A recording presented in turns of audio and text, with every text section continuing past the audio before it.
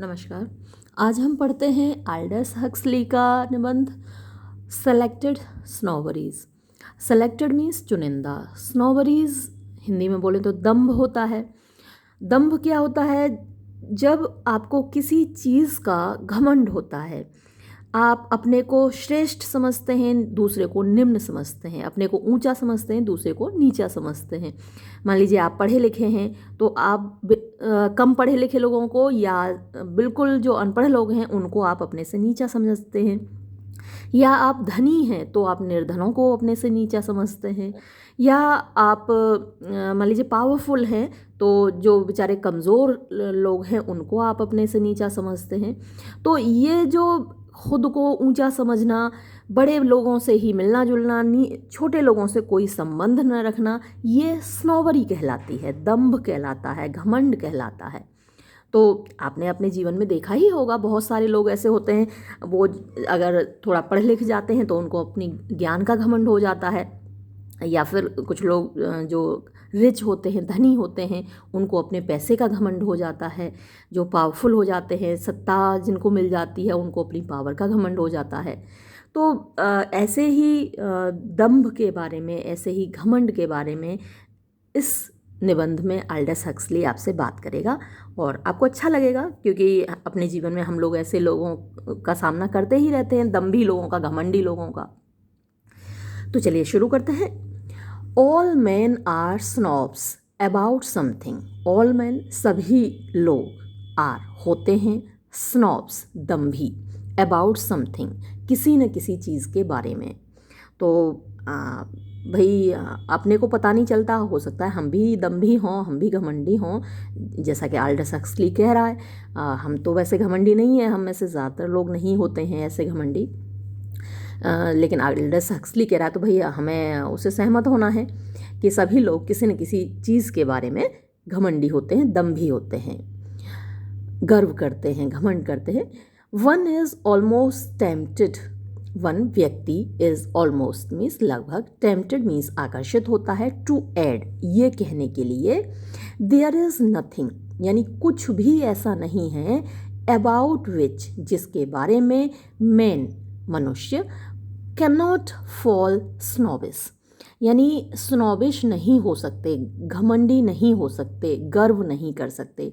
तो ऐसी कोई चीज़ नहीं है जिसके बारे में लोग घमंडी नहीं हो सकते। तो अपने अपने पोजेशंस होते हैं, हर व्यक्ति के पास कुछ ना कुछ तो ऐसा होता ही है ना जो अप्रिशिएबल होता है, तो वो अपने उस चीज़ पर घमंड कर सकता है। बट लेकिन दिस वुड डाउटलेस, ये डाउटलेस मीन्स निस्संदेह, बी एन एग्जेजरेशन। एग्जेजरेशन होता है किसी बात को बढ़ा चढ़ा कर कहना, उसको हम हिंदी में अतिशयोक्ति कहते हैं। तो ये निश्चय ही, डाउटलेस माने निश्चय ही, निस्संदेह एक अतिशयोक्ति होगी। There are certain disfiguring and mortal diseases. There are means हैं, certain निश्चित, disfiguring means कुरूप बनाने वाली, बदसूरत बनाने वाली, and mortal और घातक, diseases बीमारियाँ, about which जिनके बारे में, there has probably never been any snobbery यानी there has probably never been मतलब कि प्रोबेबली संभवतः, नेवर कभी नहीं, बीन रही है एनी स्नोबरी कोई भी दंभ, यानी ऐसी कुछ बीमारियां हैं जिन पर कभी कोई दंभ नहीं रहा है। कुछ बीमारियां हैं जिनको जो अगर आपको हैं तो आप उन पर घमंड नहीं कर सकते, यानी बीमारी भी एक घमंड करने वाली चीज़ होती है। कुछ अमीर लोगों की बीमारियां होती हैं, जैसे हार्ट की बीमारी है, डायबिटीज़ है, तो इनको अमीर लोगों की बीमारियां माना जाता है। बेचारे जिनके पास खाने को नहीं है उनको तो डायबिटीज़ होती नहीं है, भाई रोटी नहीं है तो डायबिटीज़ कहाँ से होगी। तो और ऐसे ही हार्ट की बीमारी उन लोगों को होती है जो बहुत खाते पीते हैं, और डॉक्टर ऐसा कहते हैं कि चिकनाई ज़्यादा खाने से या कम काम करने से हार्ट की बीमारियां लगती हैं, तो ये अमीर लोगों की बीमारियां मानी जाती हैं। तो लेकिन कुछ बीमारियां ऐसी हैं जो डिसफिगरिंग हैं, यानी जो मनुष्य को कुरूप बनाती हैं और मॉर्टल हैं, घातक हैं, और उन पर कोई दंभ नहीं किया जा सकता। आई कैन नॉट इमेजिन, अब वो बता रहा है कि कौन सी बीमारियां हैं, मैं कल्पना नहीं कर सकता, फॉर एग्जाम्पल उदाहरण के लिए, दैट के देयर आर एनी लेप्रोसी स्नॉब्स, कि कोई भी लेप्रोसी कोढ़ होता है और ये बहुत बुरी बीमारी है। जो देखिए दो तरह का कोढ़ होता है, एक तो जिससे कोई जो छूत से नहीं फैलता और जो घातक भी नहीं होता। अक्सर आपने देखा होगा कि कुछ लोगों के शरीर पर सफ़ेद दाग से होते हैं, तो वो घातक नहीं है और उससे कोई उसको व्यक्ति के साथ उठने बैठने से छूने से कोई फ़र्क नहीं पड़ता, वो छूत से नहीं फैलता। लेकिन एक और लेप्रोसी होता है जिसमें कि अंग सड़ने लगते हैं, कट कट कर गिरने लगते हैं और जो बॉडी है वो बहुत डिसफिगर्ड हो जाती है, बहुत बदसूरत हो जाती है, बदबू आती है उनके घावों में से, रिसते रहते हैं उनके घाव। तो वो बड़ी भयानक बीमारी थी। हालांकि अब ये बीमारी लगभग ख़त्म हो चुकी है, लेप्रोसी का इलाज हो चुका है। तो लेखक कह रहा है कि कोई भी व्यक्ति मैंने ऐसा नहीं देखा जो कि लेप्रोसी पर घमंड कर सके। देयर आर एनी लेप्रोसी स्नॉब्स, यानी कोई भी कोढ़ी व्यक्ति दम्भी नहीं है, ऐसा मैंने कहीं देखा नहीं है और मैं कल्पना भी नहीं कर सकता। मोर पिक्चरस्क डिसीजेस, मोर मीन्स ज़्यादा, पिक्चरस क्या होती हैं, तस्वीर खींचने लायक यानी खूबसूरत, डिसीज़ेस बीमारियां। अब ये तो कह रहा है आल्डस हक्सली, लेकिन कोई भी बीमारी पिक्चरस्क नहीं होती। हमारे तो ज़रा सा भी सिर में दर्द हो जाए तो परेशान हो जाते हैं, पढ़ ही नहीं पाते। आपने भी महसूस किया होगा कि ज़रा सा भी कोई तकलीफ़ होती है शरीर में तो हम परेशान हो जाते हैं। लेकिन अब ये बता रहा है आल्डस हक्सली, तो चलिए इसकी बात सुनते हैं। मोर पिक्चरस डिसीजेस मीन्स ज़्यादा सुंदर बीमारियाँ, even when they are dangerous, even when means तब भी जबकि वो दे आर डेंजरस, वो ख़तरनाक होती हैं। एंड लेस डेंजरस डिसीजेस, और कम ख़तरनाक बीमारियाँ, पर्टिकुलरली ख़ास तौर पर व्हेन दे आर, जब वो होती हैं, the diseases of the rich, धनी लोगों की बीमारियाँ। अभी मैंने जैसे आपसे बात की थी, धनी लोगों की बीमारियाँ होती हैं कुछ। Can be and very frequently are, can be हो सकती हैं, एंड वेरी फ्रीक्वेंटली आर, और बहुत बार होती हैं, अ सोर्स, एक स्रोत, of snobbish self importance. Snobbish means दम्भ से भरी हुई, घमंड से भरी हुई, सेल्फ इम्पोर्टेंस, सेल्फ अपने आप को, और इम्पोर्टेंस महत्व देना, तो आत्म महत्व का स्रोत होती हैं। यानी लोग अपने आप को बड़ा महत्वपूर्ण समझने लगते हैं अगर वो बीमारियां उनको हैं। आई हैव मैट, मैं मिला हूँ, सेवरल, बहुत सारे, एडोलसेंट, किशोरों से। एडोलसेंट कंजम्पशन स्नॉब्स, कंजम्पशन होती है तपेदिक, यानी ट्यूबरक्लोसिस, टीबी की जो बीमारी है वो कंजम्पशन कहलाती है, क्षय रोग बोलते हैं। तो मिलते जुलते हैं कंजम्पशन, ट्यूबरक्लोसिस, क्षय रोग या तपेदिक बोलिए आप। स्नॉब्स यानी उस पर घमंड करने वाले लोग। तो कुछ किशोर मैंने देखे हैं जो कि कंजम्पशन होने पर उनको गर्व होता है। हु थॉट, जो सोचते हैं, दैट के इट वुड बी रोमांटिक, ये बड़ा कल्पना से भरा हुआ होगा, टू फेड अवे, मुरझा जाना, in the flower of youth, युवावस्था के, फ्लावर मीन्स यानी जो जब युवावस्था होती है तो हम फ्लावर जैसे होते हैं ना, खिलते हुए फूल जैसे होते हैं, तो युवावस्था की फूलों जैसी अवस्था में मुरझा जाना। लाइक कीट्स, कीट्स की तरह, जॉन कीट्स की मृत्यु बहुत जल्दी हो गई थी।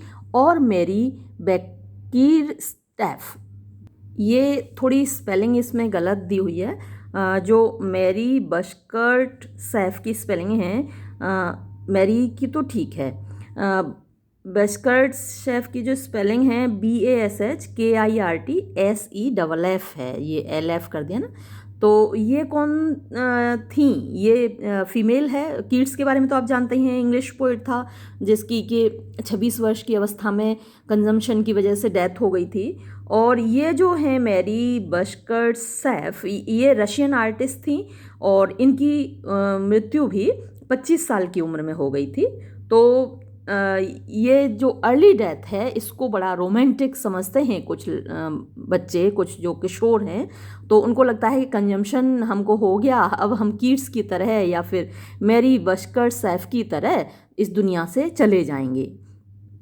अलास, हाय, द फाइनल स्टेजेस, अंतिम जो अवस्था होती है of the consumptive fading are generally a good deal less romantic. तो जो अंतिम अवस्था होती है ऑफ द कंजम्पटिव मीन्स क्षय रोग से फेडिंग मरने वालों की, आर जनरली वो प्रायः अ गुड डील लेस रोमांटिक, बहुत ज़्यादा कम रोमांटिक मीन्स कल्पना से भरी हुई होती है। तो किसी मरते हुए व्यक्ति को आप कभी देखिए कि वो जब क्षय रोग से मर रहा है या फिर जो ट्यूबरक्लोसिस है, टीबी से मर रहा है, तो उसकी क्या अवस्था होती है, वो बिल्कुल भी रोमांटिक नहीं होती, बिल्कुल भी कल्पना से भरी हुई नहीं होती, बिल्कुल भी ऐसी चीज़ नहीं होती जिस पर के दंभ किया जा सके, जिसको कि चाहा जा सके। तो ये कह रहा है कि लेस रोमांटिक, बहुत कम कल्पना से भरी होती है, then these ingenuous young tubercle snobs seem to imagine, then जितना कि दीज इंजेनियस, ये जो इंजेनियस आप कह सकते हैं मासूम कह सकते हैं, ये जो मासूम यंग युवा ट्यूबरकल स्नॉब्स, जो क्षय रोग पर दंभ करने वाले लड़के लड़कियां बच्चे, सीम टू इमेजिन, यानी सीम माने प्रतीत होते हैं, टू इमेजिन कल्पना करते हुए, तो वो जो बहुत रोमांटिक समझते हैं, बहुत अच्छा समझते हैं इस तरीके से मर जाना। तो अगर उन्होंने अंतिम अवस्था देखी हो ऐसे व्यक्ति की, इस बीमारी से मरते हुए व्यक्ति की, तो वो बिल्कुल समझ जाएंगे कि ये बिल्कुल भी रोमांटिक नहीं है। अगर आपने किसी व्यक्ति को मरते हुए देखा हो, अक्सर लोग क्या कहते हैं कि वो जैसे प्यार में किसी को धोखा मिला या फिर घर वाले शादी के लिए तैयार नहीं हैं, तो लड़के लड़कियां अक्सर सल्फास खा लेते हैं। मैंने एक लड़की को मरते हुए देखा था हॉस्पिटल में, तो सल्फास खा तो लेते हैं, वो खाने के बाद जो कंडीशन होती है, इतनी ज़्यादा भयानक कंडीशन होती है कि आप अगर देख लें उसको तो शायद मरने की कभी ना सोचें। इतना घबराता है वो व्यक्ति, इतना दम घुटता है उसका, इतना बेचैन होता है, इतना पछताता है कि हाय मैंने खाई तो खाई क्यों, और तो बहुत भयानक स्थिति होती है। और जब वो मरता है ऐसे एकदम आंखें निकल आती हैं उसकी, बहुत भयानक दृश्य होता है वो। तो ये बिल्कुल भी रोमांटिक नहीं होता।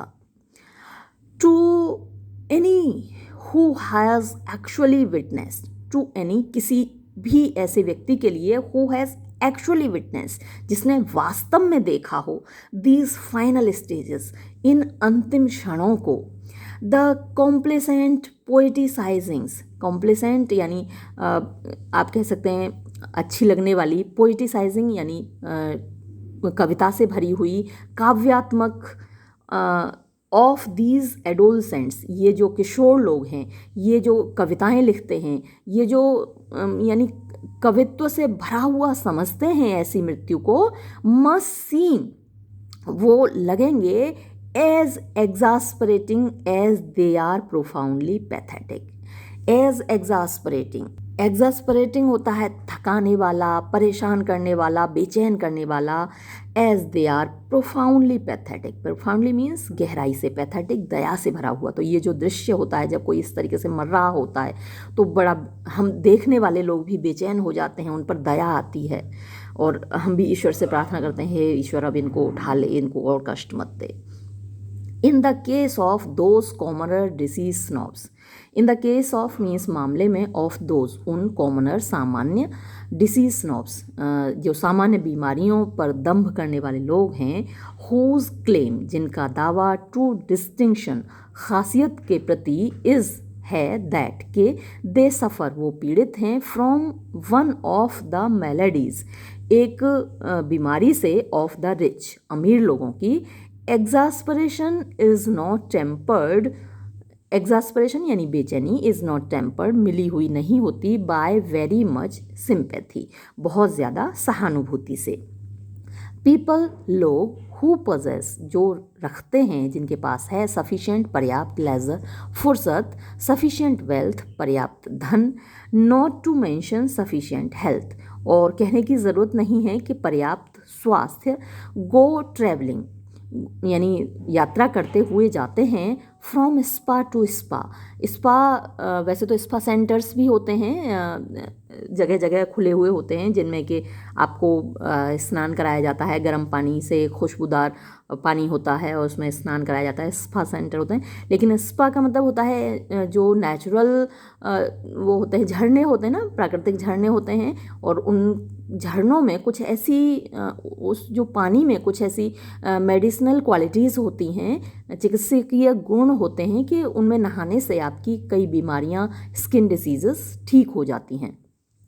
तो go travelling from spa to spa, तो ये ऐसे लोग जिनके पास धन है, फुर्सत है, पैसे हैं, स्वास्थ्य है, वो एक स्पा से दूसरे स्पा तक, एक झरने से दूसरे झरने तक जाते हैं। From doctor to fashionable doctor, एक डॉक्टर से दूसरे फैशनेबल डॉक्टर के, अत्याधुनिक डॉक्टर के पास जाते हैं। इन सर्च ऑफ क्योर्स, इलाज की तलाश में। फ्रॉम प्रॉब्लमेटिकल डिसीजेज, समस्या पैदा करने वाली बीमारियों से का इलाज करने के लिए। विच, जो कि in so far as they exist at all, in so far as जहाँ तक कि दे एग्जिस्ट, वो अस्तित्व में हैं भी। Probably have their source in over eating, probably संभवतः हैव देयर सोर्स, उनका जो स्रोत होता है, इन ओवर ईटिंग, ज़्यादा खाने में होता है। तो बहुत जो धनी लोग होते हैं भाई, उनके 3-4 तो डिशेज बनती हैं, एक चीज़ से तो खाते नहीं। गरीब लोग तो बेचारे चटनी से भी खा लेते हैं, दूध से खा ली, मिर्च से खा ली, प्याज से खा ली, तो कैसे भी खा लेते हैं। लेकिन ये जो धनी लोग हैं उनके यहाँ बहुत सारे व्यंजन बनते हैं, अगर आप उसमें से एक एक चमचा भी खाएंगे तो ओवर ईटिंग हो जाती है, और ओवर ईटिंग के बाद आपको ये बीमारियाँ लगती हैं, और बीमारियों के बाद आप चक्कर लगाते हैं डॉक्टरों के और इधर उधर स्पा टू स्पा घूमते हैं। तो लेखक कह रहा है have their source in over eating, तो जो उनकी बीमारियों का स्रोत है वो ज़्यादा खाने में होता है। कैन नॉट एक्सपेक्ट अस, वो उम्मीद नहीं कर सकते हमसे, टू बी वेरी लेविश, कि हम बहुत फिजूल खर्च होंगे, इन आर सॉलिसिट्यूड एंड सिंपैथी। तो अपने सॉलिसिट्यूड मतलब अपना जो प्यार दिखाना या दया दिखाना, सहानुभूति दिखाना, एंड पिटी और दया दिखाना, तो हम अपनी सहानुभूति और अपनी दया उन पर उड़े लेंगे, ऐसा हमसे वो उम्मीद ना करें। जो खाते इतना ज़्यादा हैं और फिर बीमार पड़ते हैं तो हम उनके ऊपर दया करेंगे और उनसे सहानुभूति रखेंगे, ऐसी वो हमसे उम्मीद ना रखें। डिसीज स्नोबरी इज़ ओनली वन, यानी बीमारियों पर होने वाला दंभ केवल एक है, out of a great multitude.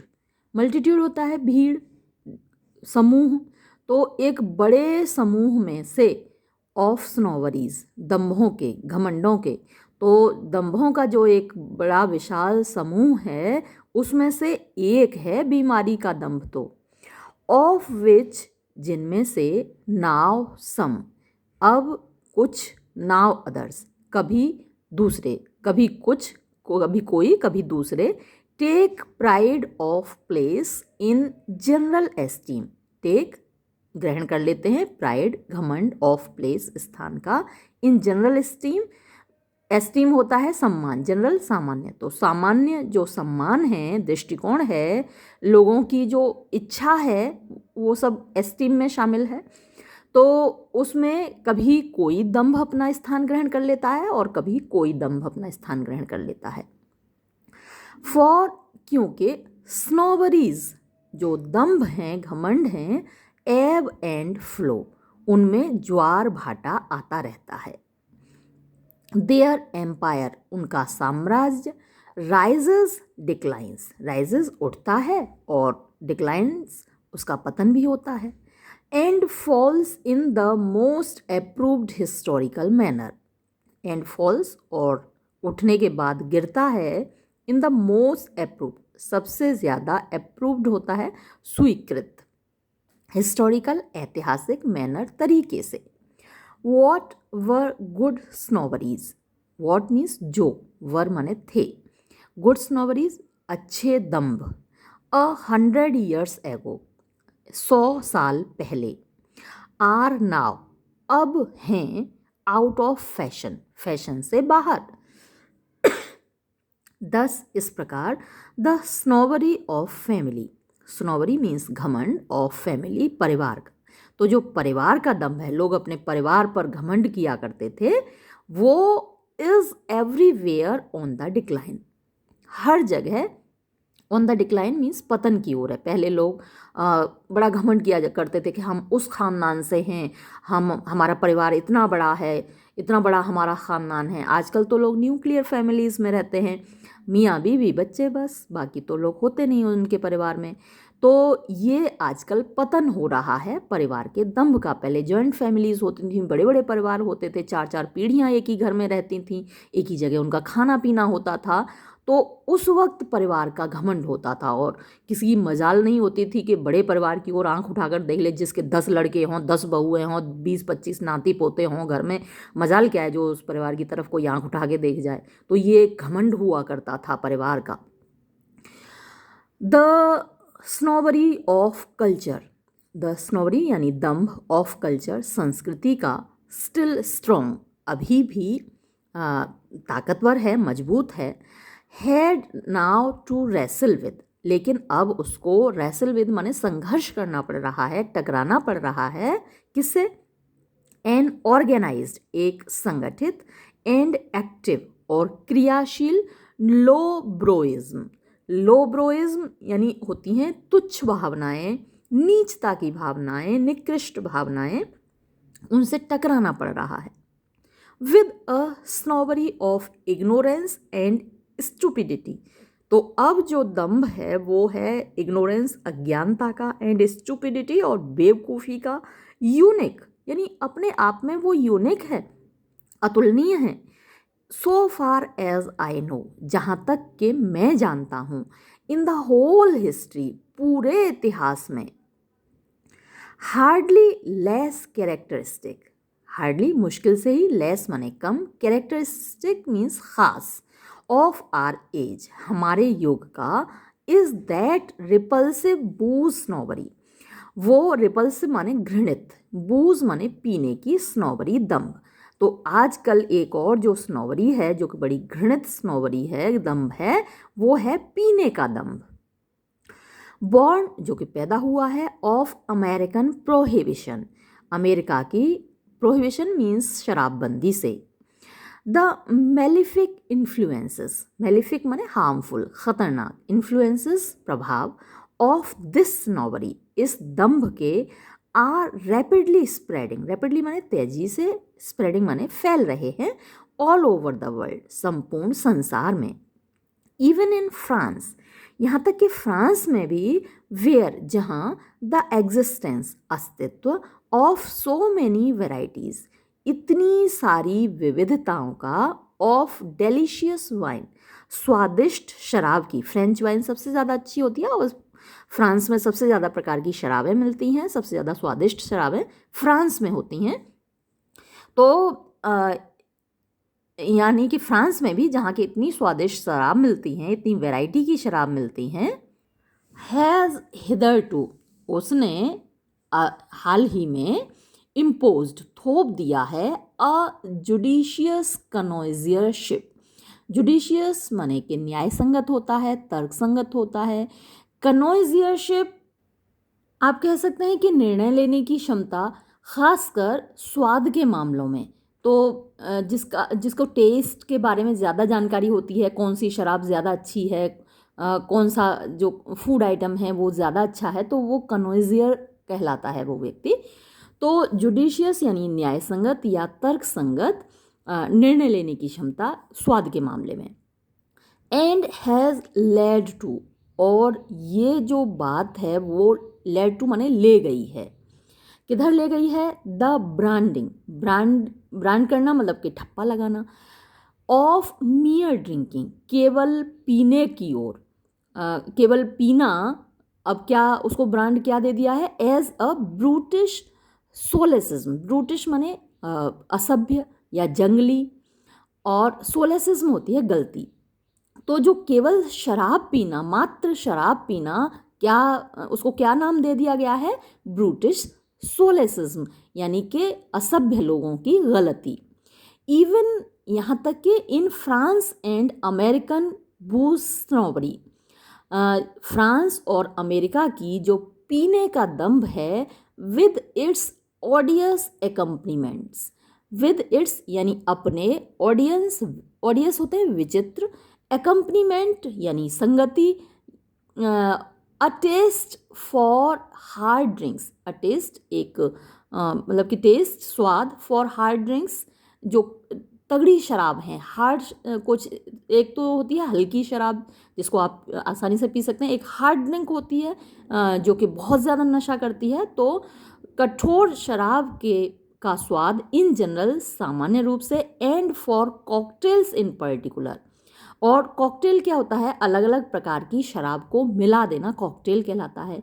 तो इन पर्टिकुलर ख़ास तौर से कॉकटेल के लिए is making headway, is making बना रहा है, हेडवे अपना रास्ता, एमंग द रिच अमीर लोगों में। तो ये जो पूरा सेंटेंस है इसका मतलब ये हुआ कि मात्र अगर कोई व्यक्ति शराब पी रहा है तो वो उसको नाम दिया जा रहा है ब्रूटिश सोलेसिज्म का, यानी कि वो व्यक्ति असभ्य है और गलती कर रहा है। तो अच्छा क्या है या फैशनेबल क्या है या जो ऊंचे लोग हैं उनका क्या है, वो या तो हार्ड ड्रिंक पिए या फिर कॉकटेल पिए। तो ये जो नया दम्भ है वो हार्ड ड्रिंक पीने का या फिर कॉकटेल यानी अलग अलग प्रकार की शराब को मिलाकर पीना आजकल फैशनेबल माना जाता है। बूज स्नोबरी, पीने का जो दम्भ है, has now made it socially permissible, अब ये बन चुका है सोशली सामाजिक रूप से, परमिसिबल यानी इसकी स्वीकारोक्ति, इसकी अनुमति इसको मिल गई है सामाजिक रूप से। एंड इन सम सर्कल्स, और कुछ सामाजिक सर्कल होता है, सोशल सर्कल होता है ना, यानी कि सामाजिक क्षेत्रों में इवन रेदर क्रेडिटेबल, ये अपेक्षाकृत, क्रेडिटेबल मीन्स सम्माननीय हो गया है, for well brought up man, well brought up जो अच्छे परिवार में अच्छे तरीके से पले बढ़े हैं, अच्छी परवरिश हुई है, ऐसे पुरुषों के लिए।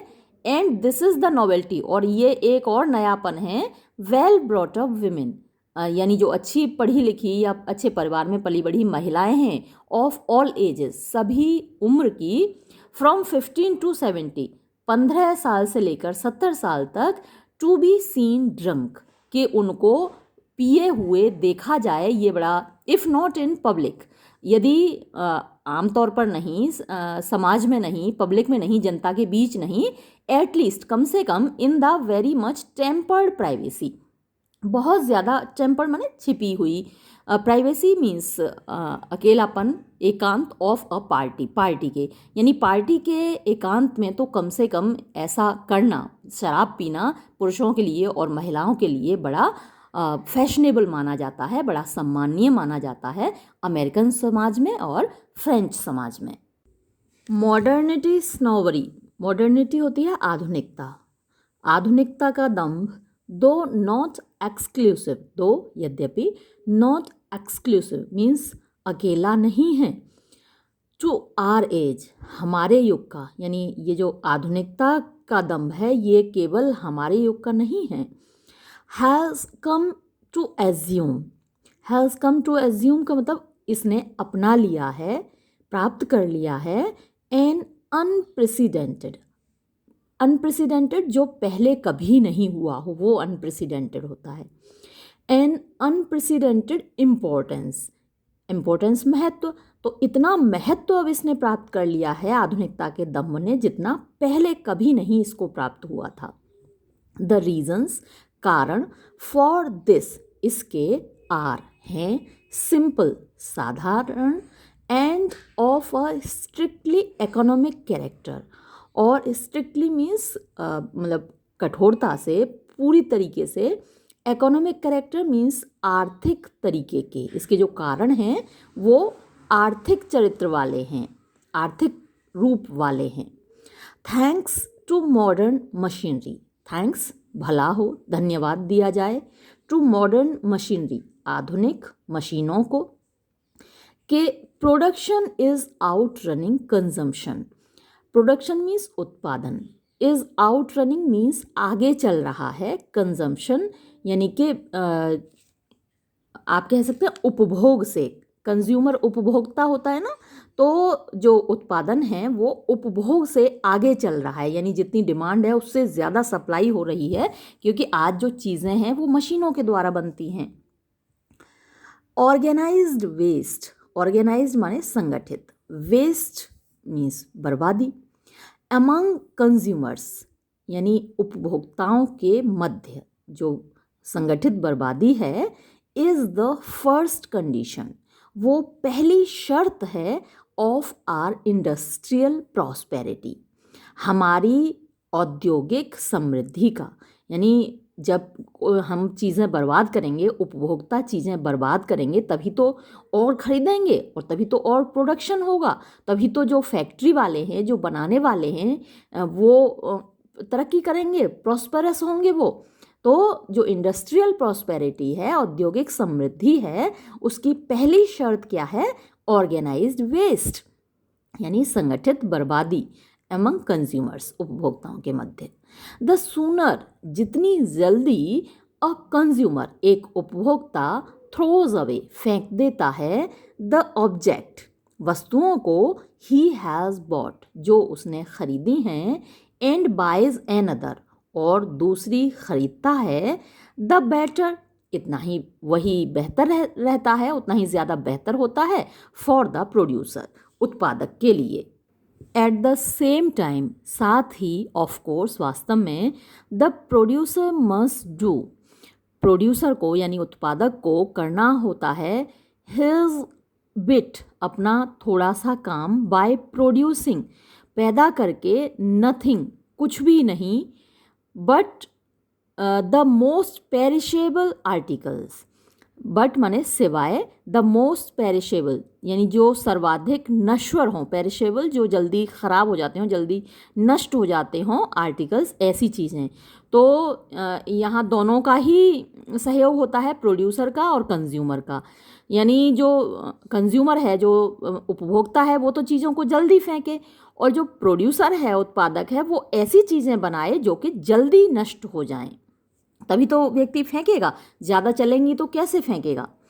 द मैन, मनुष्य, हु बिल्ड्स, जो बनाता है, a skyscraper, skyscraper गगनचुंबी इमारतें होती हैं, ऊंची ऊंची बिल्डिंग्स को स्काई स्क्रैपर कहा जाता है। तो जो गगनचुंबी इमारतें बनाता है, टू लास्ट, जो कि बनी रहती हैं, लास्ट माने अंतिम नहीं होता, मतलब अंतिम भी होता है, लेकिन यहाँ लास्ट का मतलब बने रहना, तो जो बनी रहती हैं, फॉर मोर देन 40 ईयर्स, 40 सालों से ज़्यादा तक, इज़ अ ट्रेटर, वो एक गद्दार है, टू द बिल्डिंग ट्रेड, यानी इमारतें बनाने के व्यापार का, क्योंकि 40 साल से ज़्यादा अगर कोई इमारत चलेगी तो नई इमारत फिर कैसे बनेगी, तो 40 साल में गिर जाए ऐसी इमारत बनानी चाहिए, कहने का मतलब ये है अल्डस हक्सली का।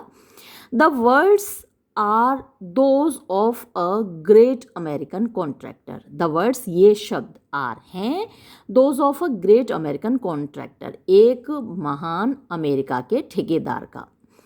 एंड 1 ईयर 3 मंथ्स 6 मंथ्स, अच्छा आगे हम लोग, substitute motor car, boat, suit of clothes etcetera for sky scraper. Substitute का मतलब होता है स्थानापन्न कर देना, कि एक चीज़ की जगह दूसरी चीज़ रख देना। तो स्थानापन्न कीजिए मोटर कार को, बोट यानी बोट नहीं होगा यहाँ पर, बूट होगा, जूतों को, सूट ऑफ क्लॉथ्स, कपड़ों के सूट को, एट्सेट्रा फॉर स्काई स्क्रैपर, यानी जो गगनचुंबी इमारत है उससे, और and 1 year 3 months 6 months and so on for 40 years, और इसी तरीके से स्थापनापन कीजिए, 1 साल, यानी जो मोटर कार है वो 1 साल चलेगी, बूट 3 मंथ्स चलेंगे, सूट ऑफ क्लॉथ्स वो 6 मंथ्स चलेगा, 6 महीने चलेगा, and so on for 40 years, तो जो और ये जो स्काई स्क्रैपर है ये 40 साल चलेगा। तो इस तरीके से इनको स्थापनापन कीजिए।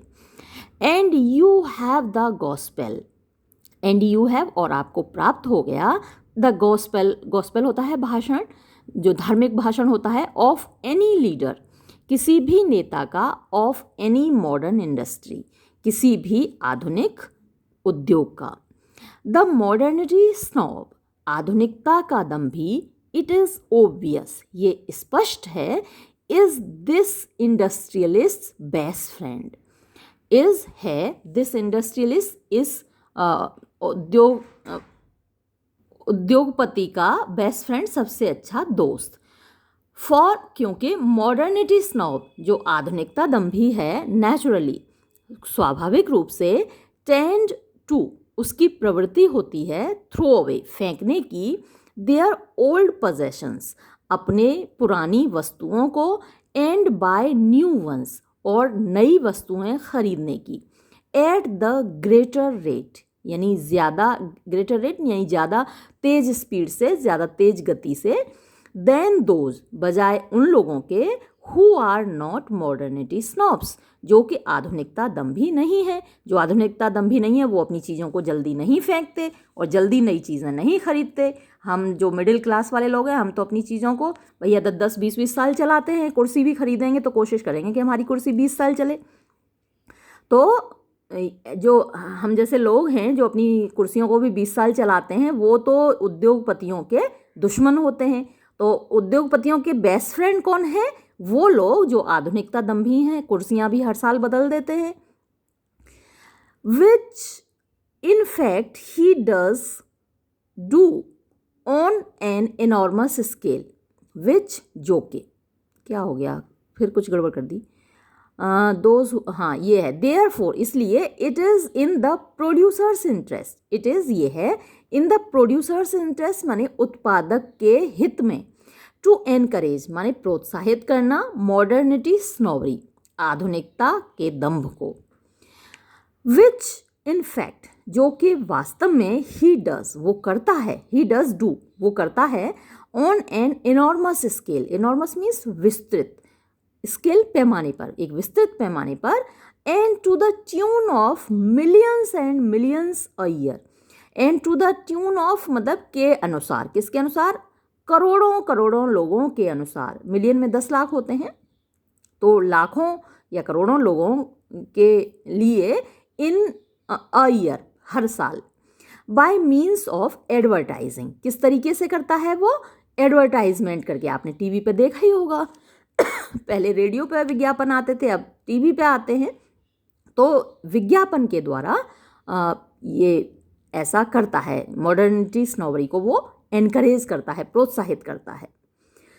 द न्यूज़पेपर्स, जो समाचार पत्र हैं, डू देयर बेस्ट, वो अपने भरसक प्रयास करते हैं। समाचार पत्रों में भी तो आपने देखा होगा कितने सारे एडवर्टाइजमेंट्स होते हैं, वो भी भरसक प्रयास करते हैं, टू हेल्प, मदद करने की, दोज, उन लोगों की, हु हेल्प देम, जो उनकी मदद करते हैं, यानी जो प्रोड्यूसर हैं, जो इंडस्ट्रियलिस्ट हैं, वो पैसे देते हैं न्यूज़पेपर वालों को और न्यूज़पेपर वाले फिर उनका प्रचार करते हैं। And to the flood of advertisement, और जो फ्लड माने बाढ़, ऑफ एडवर्टाइजमेंट यानी विज्ञापनों की, तो जो पहले से ही विज्ञापनों की बाढ़ है उसमें इज एडेड, जोड़ दिया जाता है, अ फ्लड, एक बाढ़, of less directly paid for propaganda, of less माने कम, डायरेक्टली सीधे रूप से, प्रत्यक्ष रूप से, तो कम प्रत्यक्ष रूप से, पेड फॉर यानी जिनको पैसे दिए जाते हैं, प्रोपेगेंडा, प्रोपेगेंडा होता है किसी भी चीज़ का प्रचार कर। आपने देखा होगा कि जैसे कोई नया चाय का कोई नई कंपनी ने चाय शुरू की, नई चाय की पत्ती बनानी शुरू की, तो उसके आसपास 1-2 दिन में न्यूज़पेपर में आप देखेंगे कि चाय के फ़ायदे पर 1-2 आर्टिकल पब्लिश होता है कि चाय पीने के ये फ़ायदे हैं, या फिर कोई कंपनी कॉफ़ी बना रही है तो उस दिन आप देखेंगे कि न्यूज़पेपर में एक आर्टिकल छपा होगा कि कॉफ़ी हार्ट के लिए बहुत अच्छी होती है, कॉफ़ी स्वास्थ्य के लिए बहुत अच्छी होती है। तो ये होता है पेड फॉर प्रोपेगेंडा, यानी कि प्रचार। In favour of modernity snobbery, in favour of माने पक्ष में, मॉडर्निटी स्नोबरी आधुनिकता दंभ के। द पब्लिक इज टॉट, जनता को सिखाया जाता है, दैट के अप टू डेटेडनेस यानी आधुनिक बने रहना, is one of the first duties, पहले कर्तव्यों में से एक है, ऑफ मैन, मनुष्य के। डोसाइल डोसाइल होता है ईजिली मैनेजेबल। तो जो जनता है, पब्लिक है, वो डोसाइल है, उसको आप जो बताते हैं वो उसकी समझ में आ जाता है। तो जनता जो है वो डोसाइल है, यानी आसानी से आप उसको बना सकते हैं, अपनी बातों में ले सकते हैं। इट एक्सेप्ट्स, ये स्वीकार कर लेती है, जनता स्वीकार कर लेती है द रीइटरेटेड सजेशन। इटरेट माने होता है कहना, और रीइटरेट मीन्स बार बार कहना। तो जो बार बार उसको सजेशन दिया जाता है, सुझाव दिया जाता है, जनता उसको स्वीकार कर लेती है। वी आर ऑल, हम सभी हैं, मॉडर्निटी स्नॉब्स, आधुनिकता दंभी नाउ अब। तो असर ये हुआ है कि हम सभी मॉडर्निटी स्नॉब्स बन चुके हैं, क्योंकि हमें बार बार ऐसा समझाया जाता है। मोस्ट ऑफ अस, हम में से ज़्यादातर, are also art snobs. Art snobs means कलादम्भी भी हैं। देयर आर टू वेराइटीज़, दो वैरायटी हैं, दो प्रजातियां हैं ऑफ आर्ट स्नॉबरी, कलादम्भ की। The Platonic and the unplatonic. तो एक तो प्लेटोनिक आर्ट स्नॉब्स हैं यानी कलादम्भी हैं, और दूसरे अनप्लेटोनिक। अब प्लेटोनिक कौन है? Platonic art snobs merely take an interest. जो प्लेटोनिक आर्ट स्नॉब्स हैं यानी कलादम्भी हैं, वो मियरली मीन्स केवल, टेक एन इंटरेस्ट मतलब कि रुचि लेते हैं इन आर्ट, कला में। वो केवल कला को देखते हैं, यानी तस्वीर किसी ने बनाई, पेंटिंग बनाई, तो वो पेंटिंग को केवल देखते हैं। लेकिन दूसरी तरफ अनप्लेटोनिक क्या करते हैं? अनप्लेटोनिक आर्ट स्नॉब्स, जो अनप्लेटोनिक आर्ट स्नॉब्स हैं, कलादम्भी हैं, वो गो फर्दर, आगे जाते हैं, एंड एक्चुअली बाय आर्ट, और वास्तव में कला को खरीद लेते हैं। तो हम जैसे लोग तो भाई पेंटिंग को देख के वापस आ जाते हैं, लेकिन जो अनप्लेटोनिक हैं वो क्या करते हैं? वो उन कलाकृतियों को खरीद कर लाते हैं, पेंटिंग्स को खरीद कर लाते हैं। हम लोगों के घरों में क्या लगा होता है? या तो भाई हनुमान जी की मूर्ति लगी होगी, ओम लगा होगा, कोई कैलेंडर लगा होगा जो फ्री में ही आ गया होगा। लेकिन जो बहुत पैसे वाले होते हैं, आपने कई लोगों के घरों में देखा होगा, करोड़ों की होती हैं पेंटिंग्स, बहुत महंगी महंगी पेंटिंग्स होती हैं, वो उनके घरों में लगी होती हैं, तो वो एक्चुअली खरीदते हैं। प्लेटोनिक आर्ट स्नोबरी, जो प्लेटोनिक कलादम्भ है, is a branch of culture snobbery. वो एक ब्रांच है, शाखा है ऑफ कल्चर स्नोबरी यानी संस्कृति दंभ की। अनप्लेटोनिक आर्ट स्नोबरी, और जो अनप्लेटोनिक कलादम्भ है, इज़ अ हाइब्रिड, वो एक हाइब्रिड है। हाइब्रिड क्या होता है? दो चीज़ों का मिक्सचर होता है, संकर बोलते हैं उसको। और म्यूल, म्यूल खच्चर है, ये एक हाइब्रिड होता है गधे का और घोड़े का, तो उसको खच्चर बोलते हैं। तो जो अनप्लेटोनिक आर्ट स्नोबरी है वो एक हाइब्रिड है, संकर है। फॉर, क्योंकि इट इज़, ये है साइमल्टेनियसली, एक साथ, अ सब स्पेसीज, सब मीन्स उप, और स्पेसीज प्रजाति, उप प्रजाति, ऑफ कल्चर स्नोबरी, सांस्कृतिक दंभ की, एंड ऑफ पजेशन स्नोबरी यानी अधिकार दंभ की। पजेशन यानी हमारे पास है कोई चीज़, हमारे पजेशन में है, हमारे अधिकार में है। अ कलेक्शन, एक संग्रह, ऑफ वर्क्स, चीज़ों का, ऑफ आर्ट, कला की, यानी कलाकृतियों का एक संग्रह, इज़ अ कलेक्शन, वो एक संग्रह है, ऑफ कल्चर सिंबल्स, संस्कृति के सिंबल्स का, प्रतीकों का, सांस्कृतिक प्रतीकों का। एंड कल्चर सिंबल्स, और सांस्कृतिक प्रतीक, स्टिल कैरी, अभी भी ले जाते हैं, अभी भी रखते हैं, सोशल प्रेस्टिज, सामाजिक सम्मान। It is also a collection, ये एक संग्रह है, ऑफ वेल्थ सिंबल्स, धन के प्रतीकों का भी, यानी धनी व्यक्ति ही तो खरीद सकता है, वो जो लाखों की करोड़ों की पेंटिंग्स होती हैं, धनी व्यक्ति ही खरीद सकता है। आपने सुना होगा कि ये जो हजारों करोड़ लेकर भागे हैं ना भगोड़े, भारत से हजारों करोड़ का कर्ज लेके और विदेश भाग गए हैं, उनके घर जब कन्फिस्केट किए गए, जब कुर्की की गई, तो उनके घरों में करोड़ों की पेंटिंग्स निकली हैं। तो भाई वेल्थ है जिनके पास, वही तो खरीद सकते हैं। तो ये वेल्थ सिंबल्स भी हैं, धनी होने के प्रतीक भी हैं।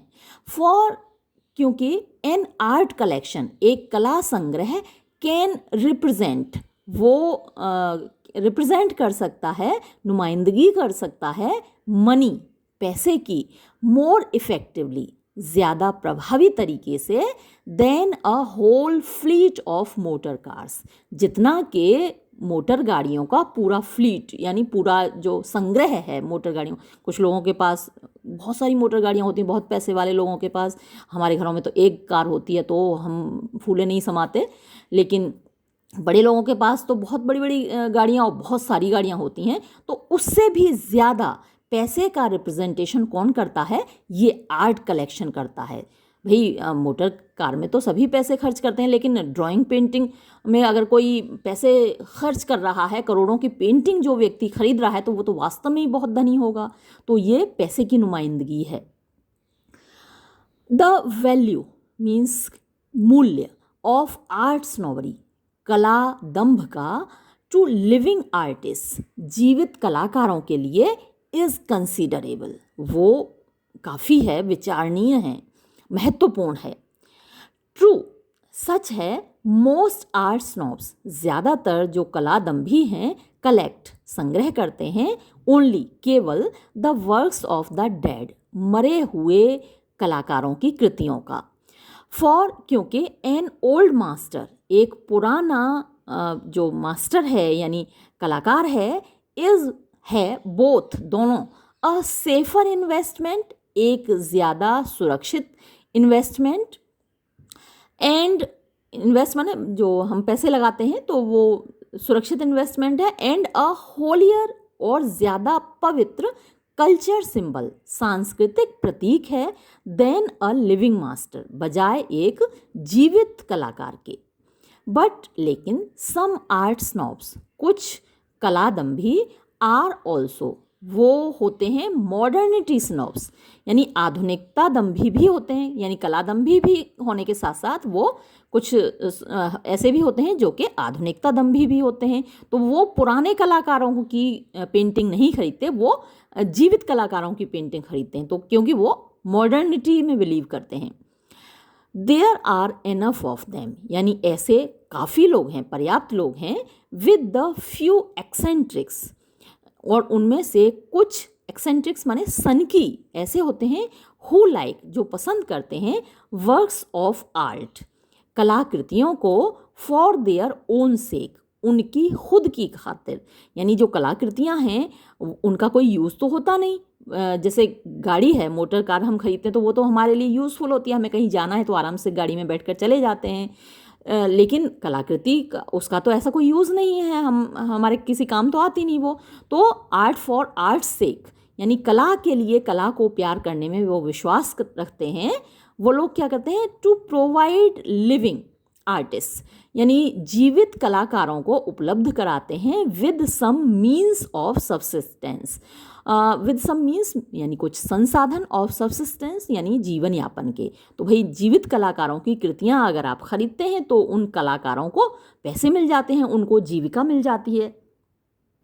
द वैल्यू, कीमत, मूल्य, ऑफ स्नोबरी, दंभ का, इन जनरल, सामान्य रूप से, इट्स ह्यूमनिस्टिक पॉइंट, इसका मानवीय बिंदु, कंसिस्ट इन, निहित है, किसमें? इट्स पावर, इसकी ताकत में, टू स्टिम्युलेट मीन्स उकसाने के लिए, एक्टिविटी, क्रियाकलाप को। अ सोसाइटी, एक समाज, with plenty of snobberies, plenty means खूब सारी, बहुतायत, जिसमें बहुतायत होती है दंभों की, इज लाइक अ डॉग, वो एक ऐसे कुत्ते की तरह है, विद प्लेंटी ऑफ फ्लीज, जिसमें बहुतायत में मक्खियाँ होती हैं। तो जिस कुत्ते के ऊपर बहुत सारी मक्खियाँ भिनभिना रही हों, वो कुत्ता सो नहीं सकता। तो ऐसे ही एक समाज जिसमें बहुत सारे दंभ हों, वो उसी कुत्ते की तरह है। कैसे? It is not likely to become comatose, it is not likely to become, ये नहीं हो सकता। कोमेटोज, कोमा होता है, कोमे में क्या होता है, आदमी सोता ही रहता है कोमा में जब चला जाता है, और कोमेटोज मतलब कि इनएक्टिव हो जाना, सो जाना। तो जो ऐसा समाज है जिसमें बहुत सारे दंभी लोग हैं, वो सो नहीं सकते, वो आराम से नहीं रह सकते, चैन से नहीं बैठ सकते। जैसे कि एक कुत्ता जिसके ऊपर बहुत सारी मक्खियाँ हों, वो चैन से नहीं बैठ सकता, सो नहीं सकता। एवरी स्नोबरी, प्रत्येक दंभ, डिमांड्स, मांग करता है, ऑफ इट्स डिवोटीज, अपने समर्थकों से, अपने भक्तों से अनसीजिंग एफर्ट्स, अनसीजिंग मीन्स बिना रुके, एफर्ट्स प्रयास किए। यानी अगर आप स्नॉब हैं, अगर आप किसी चीज़ को लेकर दंभी हैं, तो आपको लगातार प्रयास करना होता है, लगातार काम करना पड़ता है। A succession of sacrifices, succession means एक के बाद एक, ऑफ सेक्रीफाइसेस त्याग करने पड़ते हैं, बलिदान देने पड़ते हैं, कुर्बानियाँ देनी पड़ती हैं। द सोसाइटी स्नॉब, जो समाज को लेकर दंभी है, must be perpetually lion hunting, उसको लगातार लॉयन हंटिंग करनी होगी। तो भैया ये लॉयन हंटिंग क्या, शेर का शिकार करना पड़ता है क्या सोसाइटी स्नॉब को, यानी समाज दंभी को? नहीं, शेर का शिकार, लॉयन हंटिंग माने शेर का शिकार तो है ही। इसका एक मीनिंग और है, एक ऐसा व्यक्ति जो हमेशा सेलिब्रिटीज़ की संगति में रहना चाहता है, यानी हमेशा कोशिश करता है कि बड़े बड़े लोगों की संगति में रहे, तो वो भी लॉयन हंटिंग होती है ना। तो ये थोड़ा सा अलग शब्द है, आपको ध्यान में रखना होगा कि लॉयन हंटिंग का क्या मीनिंग है। To seek the company of celebrities, note कर लीजिएगा, क्योंकि इसका सामान्य मीनिंग तो शेर का शिकार है, लेकिन यहाँ जो मीनिंग है वो है टू सीक, यानी कोशिश करना, तलाश करना, the company of celebrities. The modernity snob, जो आधुनिकता दंभी है, कैन नेवर रेस्ट, कभी आराम नहीं कर सकता, फ्रॉम ट्राइंग, कोशिश करने से, to be up to date, यानी आधुनिक बने रहने के, अप टू डेट यानी जो लेटेस्ट फैशन है और जो लेटेस्ट चीज़ें हैं उनके बारे में जानकारी रखे बिना वो आराम नहीं कर सकता। स्विस डॉक्टर्स, स्विट्ज़रलैंड के डॉक्टर्स, एंड द बेस्ट, और जो सबसे अच्छा, दैट हैज़ बीन थॉट, जो कि सोचा गया है, और सेड या कहा गया है, मस्ट बी, वो होना चाहिए, द डेली, रोजाना का, एंड नाइटली, और हर रात का, प्री ऑक्यूपेशन, यानी प्री ऑक्यूपेशन हुआ वो चीज़ जो उनको व्यस्त रखे, तो उनका शगल होना चाहिए, ऑफ ऑल द स्नॉब्स, सभी दंभियों का, respectively of disease and culture, तो रेस्पेक्टिवली यानी क्रमशः, ऑफ डिसीज़, जो बीमारियों के स्नॉब्स हैं वो स्विस डॉक्टर्स के बारे में जानकारी रखें, और जो कल्चर के स्नॉब्स हैं वो किसकी जानकारी है, the best that has been thought and said, तो जो सबसे अच्छी चीज़ें जो कही गई हैं और सोची गई हैं। इफ़ वी रिगार्ड, अगर हम मानते हैं, एक्टिविटी, क्रियाकलाप को, as being in itself a good, कि वो अपने आप में एक अच्छी चीज़ है, देन, तो वी मस्ट काउंट, हमें मानना होगा, ऑल स्नोवरीज, सारे दंभों को, एज गुड, कि वो अच्छे हैं, फॉर, क्योंकि, ऑल, सभी, यानी सारे जो स्नोवरीज हैं, सारे जो दंभ हैं, प्रवोक, वो उकसाते हैं, एक्टिविटी, क्रियाकलाप को। इफ़, यदि, विद द बुद्धिस्ट, बुद्धिस्ट लोगों के साथ, वी रिगार्ड, हम मान लें, ऑल एक्टिविटी, सारे क्रियाकलाप, in this world of illusion, इस भ्रम के संसार में, एज बैड, कि वो बुरे हैं, देन, तब, वी शैल कंडेम, हम आलोचना करेंगे, ऑल स्नोवरीज, सारे दंभों का, out of hand, out of hand का मतलब होता है बिना सोचे विचारे, तो ये एक इडियम है, आउट ऑफ हैंड, इसको नोट कर लीजिएगा, आपसे मल्टीपल चॉइस क्वेश्चंस में भी पूछा जा सकता है, very short answer type questions में भी पूछा जा सकता है कि इसका मतलब क्या है आउट ऑफ हैंड इडियम का। आउट ऑफ हैंड का मतलब है बिना सोचे विचारे। मोस्ट ऑफ अस, हम में से ज़्यादातर, आई सपोज, मुझे लगता है, take up our position, take up our position यानी अपना स्थान रखते हैं, समवेयर, कहीं, बिटवीन, बीच में, द टू एक्सट्रीमिटीज़, दो पराकाष्ठाओं के, एक्सट्रीमिटीज़ वो पराकाष्ठाएं होती हैं, यानी अंतिम छोर होता है, बहुत ज़्यादा किसी चीज़ की ओर जाना, वो पराकाष्ठा होती है। तो हम में से ज़्यादातर लोग क्या है, अपना स्थान बीच में रखते हैं, ना तो हम इधर बहुत ज़्यादा जाते हैं, ना उधर बहुत ज़्यादा जाते हैं, हम बीच में रहते हैं। वी रिगार्ड, हम मानते हैं, सम एक्टिविटीज़, कुछ क्रियाकलापों को, एज गुड, कि वो अच्छे हैं, अदर्स, दूसरों को, एज इनडिफरेंट, कि वो ठीक ठाक हैं, उदासीन हैं, और डाउनराइट बैड, या फिर पूरी तरह गलत हैं। आर अप्रूवल, हमारी सहमति, विल बी गिवन, दी जाएगी, ओनली, केवल, टू सच स्नोबरीज, ऐसे दम्भों को, एज एक्साइट, जो कि उकसाते हैं, पैदा करते हैं, वॉट, उन चीज़ों को जिनको के वी रिगार्ड, हम मानते हैं, एज द बेटर एक्टिविटीज़, बेहतर क्रियाकलाप, द अदर्स, दूसरे, वी शैल आइदर टॉलरेट, जो दूसरे क्रियाकलाप हैं उनको हम या तो टॉलरेट, बर्दाश्त करते हैं, और डिटेस्ट, या फिर उनसे नफरत करते हैं। फॉर एग्जाम्पल, उदाहरण के लिए, मोस्ट प्रोफेशनल इंटेलेक्चुअल्स, मोस्ट, अधिकतर, प्रोफेशनल, व्यावसायिक, इंटेलेक्चुअल्स, बुद्धिजीवी, विल अप्रूव, वो सहमति देंगे, ऑफ कल्चर स्नोबरी, यानी सांस्कृतिक दंभ को, even while intensely disliking, even while, यहाँ तक कि जब वो इंटेंसली माने पूरी गहराई से डिसलाइकिंग, नापसंद कर रहे हों, मोस्ट इंडिविजुअल कल्चर स्नॉब्स, ज़्यादातर व्यक्तिगत सांस्कृतिक दंभियों को, बिकॉज, क्योंकि, इट कंपेल्स, ये बाध्य करता है, द फिलिस्टाइंस, यानी फिलिस्टाइन वो लोग होते हैं जिनको संस्कृति से, कला से नफरत होती है, तो उन फिलिस्टाइंस को टू पे, यानी चुकाने के लिए, अदा करने के लिए, एट लीस्ट, कम से कम, सम, कुछ, स्लाइट, ये अचानक से इन्होंने यहाँ ख़त्म कर दिया चैप्टर को, यहाँ ख़त्म नहीं होता है, अभी मैं दूसरी बुक्स इस सेंटेंस को पूरा करती हूँ। देखिए ये सेंटेंस है आगे,